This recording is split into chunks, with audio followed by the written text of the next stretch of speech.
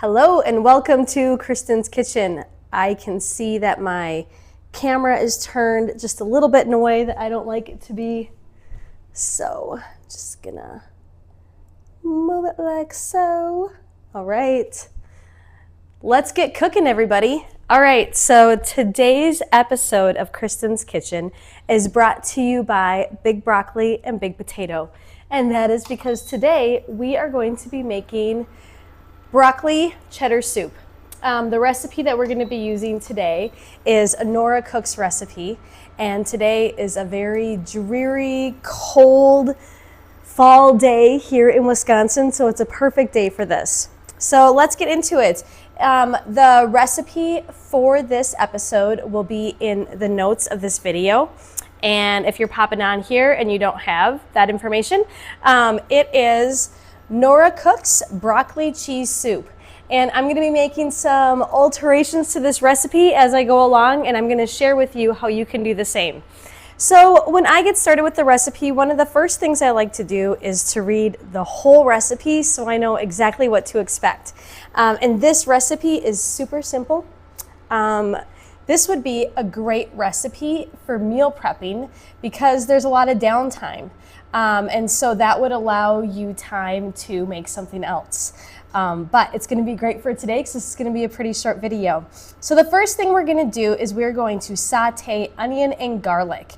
And while that is sauteing, that's going to give us time to get our other ingredients prepared. So the recipe calls for a small sweet onion. I have half of a medium-sized onion, so that's going to work for me. So I'm just going to get it peeled, and I'm going to show you my favorite way to chop an onion after I get my knife.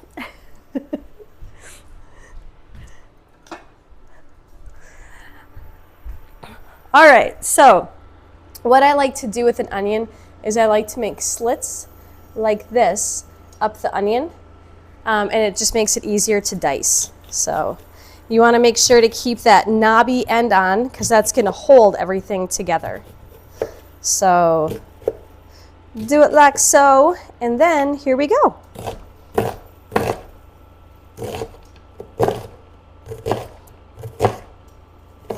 All right, you just diced an onion. Step one, done. All right, so the next piece of this is we are going to mince up some garlic. So I've just got a couple cloves of garlic here, and what I like to do with my garlic when it's in the clove is I point the knife away from me, put it on top of the garlic, smash it with my fist, and that'll get the wrapper off the garlic. And now you have the whole clove of garlic. If you want to use a garlic press, you can certainly do that.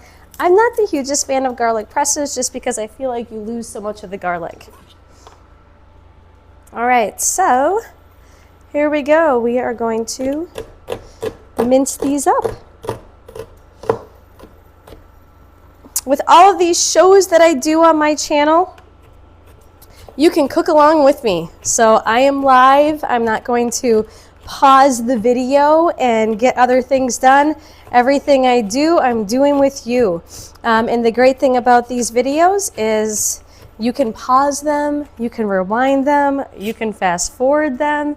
You can save them for later. So if you are enjoying the opportunity to cook along live with somebody, feel free to subscribe to my channel or click the link below to get on my mailing list so you don't miss out on any future episodes.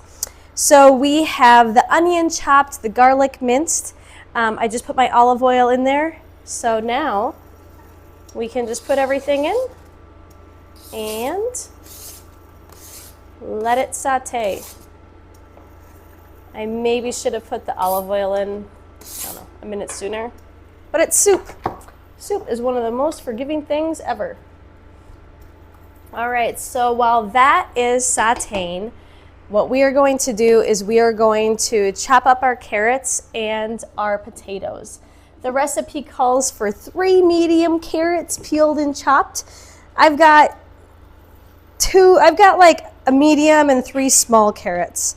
And I know the recipe says to peel and chop. I'm not gonna peel. I'm not a huge fan of that extra effort that it takes to peel a carrot. And I'm not convinced that it really adds a whole lot more to things like soup. So I am just going to chop.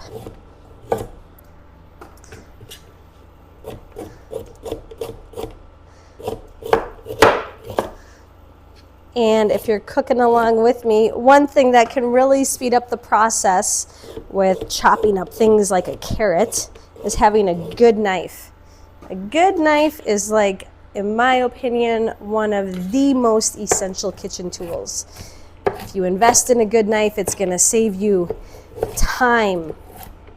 And if you're new to plant-based cooking, welcome.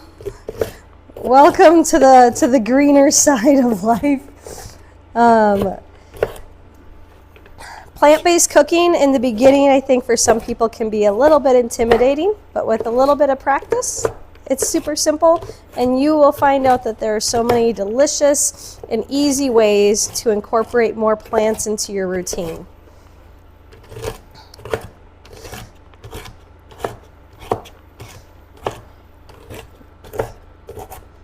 All right, so the important thing with this is to just think that this is your soup, it's your family's soup. So just get this chopped into whatever size you or your family is going to enjoy the most. If you like things to be really, really small, then make them really, really small. If you like bigger chunks, then make bigger chunks. But if you read all of the instructions on this recipe, you will know that you're going to blend some of it. So you don't have to be too particular about the size when so much of it is going to be blended. So the next step is to peel and chop a medium russet potato. I have a bag of red potatoes, and I would like to use those instead of buying a russet. So I'm going to use a red potato. And again, I'm not going to peel it. I am just going to chop it. I do not mind potato peels. I have potatoes with their peels on in soup often, and it doesn't bother me. If I was making something maybe like a curry, something where the peel could get in the way and just kind of take away from the texture, if you're really trying to have a very smooth, kind of more mushy texture, then you might want to remove the peel. But especially with this recipe, we are going to be blending a lot of it, so I think you'll be safe by leaving some of the peel on, or leaving all of the peel on. All right.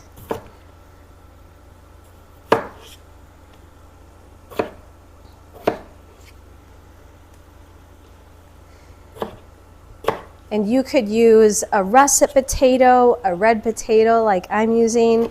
If you have a Yukon Gold potato, you could do that. And one of the things that's going to happen with this is when you blend, when you cook and blend potatoes and carrots, you get a cheese-like texture and color. So that is why this is going to be a broccoli cheese soup. If you look up a lot of vegan or plant-based cheese recipes, you'll notice that you are boiling or cooking and blending carrots, potatoes, and onion. And it does create a cheese-like texture and flavor if you add in things like nutritional yeast or other seasonings. So I have my potatoes and my carrots all chopped up. So we are going to add these to the pot with the garlic and onions.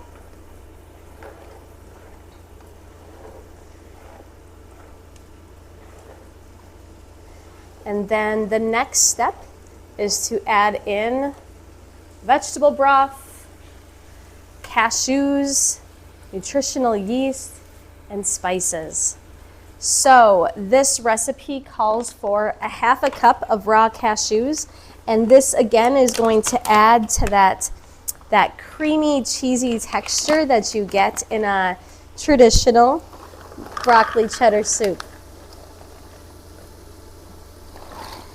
Oftentimes when you're cooking vegan recipes or plant-based recipes, if you do not have a high-speed blender, you might want to soak your cashews in hot water for about a half hour. But because we're going to be boiling these with everything else, you don't have to worry about that. You can have any kind of blender. Now I'm just adding 4 cups of water. And then I have not chicken bouillon. So the instructions for this call for 1 cube for every 2 cups of water. So I'm gonna add in 2 cubes. If you want to make this recipe lower sodium, you could reduce the number of cubes that you put in, or you could also get low sodium cubes. Those come available as well. And now 1/2 cup of nutritional yeast, and that's about all I have left in my jar. So I'm just gonna dump it all in. And the nutritional yeast is what is going to help with giving this recipe that cheesy flavor. And one other thing that I am going to add in here that the recipe doesn't call for is some white beans. I'm a huge fan of beans, and when you blend white beans, they actually contribute to things having more of a cheesy texture.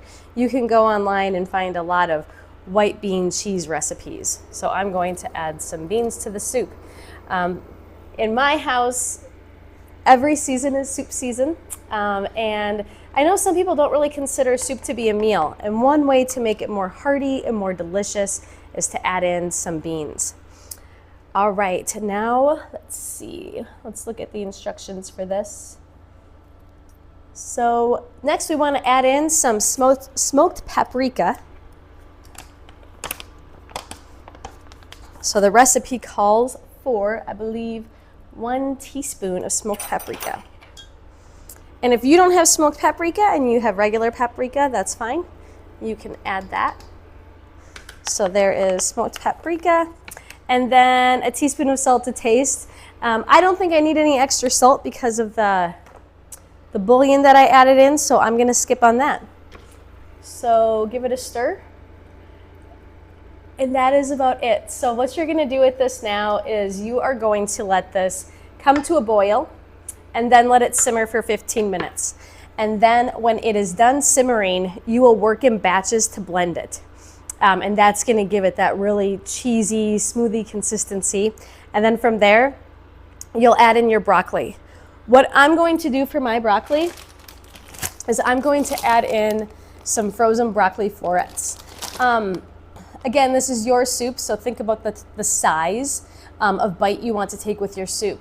I know you can buy like broccoli nibbits or tidbits, like some really small pieces of broccoli. That would go great in there. So what I'm gonna do is I'm just going to let this thaw, or I'm gonna steam it, and then I'm just gonna chop it up really small to add to the soup.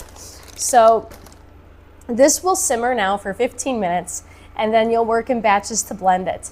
And if you want to blend it all, you can blend it all. If you want to blend part of it and then leave some of it unblended so you have more texture in your soup, you can do that as well. And then when you're done blending it, you'll add in your broccoli, and there you go. Your broccoli cheddar soup is done. When you blend this, you could add it to your blender, or if you have an immersion blender, you could put the immersion blender in and blend it too. So let's just double check. When I look at this recipe by Nora Cooks, she has an optional ingredient for adding in 2 cups of shredded vegan cheddar. I'm not a huge fan of shredded vegan cheddar. Adding in that nutritional yeast is gonna take care of the cheesy flavor that we need, so we don't need to do that. And if you read the comments in this recipe, most people said that it didn't add to the flavor. So if you want to make this without cashews, you could certainly do that. You could, if you have a nut allergy, you could use coconut cream instead, and that'll give it that creamy consistency. It might just add like a little bit more of a sweet coconutty flavor. But that's it. So let it blend, or let it simmer, blend it, add in your broccoli, and you have just made plant-based vegan broccoli cheddar soup. I hope you love this recipe. Be well, have a good day.